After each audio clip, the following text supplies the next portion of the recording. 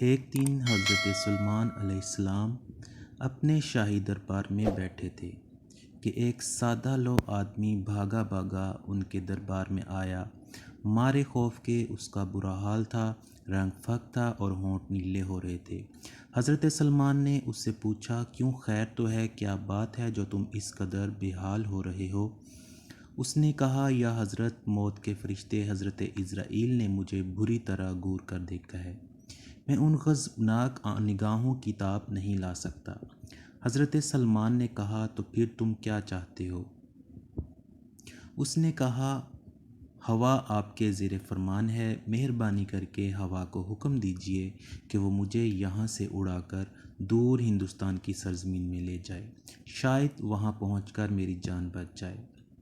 حضرت سلیمان نے ہوا کو حکم دیا۔ حکم پاتے ہی ہوا اسے ہندوستان لے گئی۔ دوسرے دن عدالت کے وقت حضرت سلیمان نے عزرائیل علیہ السلام سے پوچھا، تم نے اس اللہ کے بندے کو غصے کی نظروں سے کیوں دیکھا؟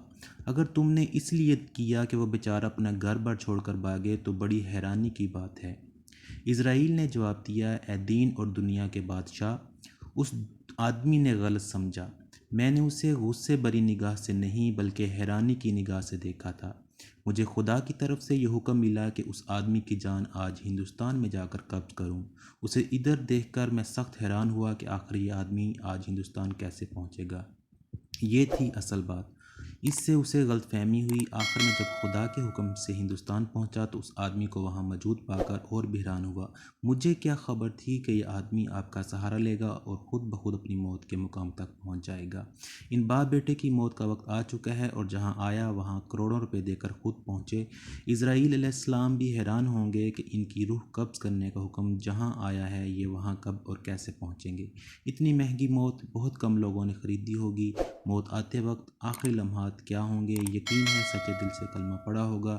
یہی ایک مسلمان کی شان ہے۔ اللہ تعالیٰ مغفرت فرمائے۔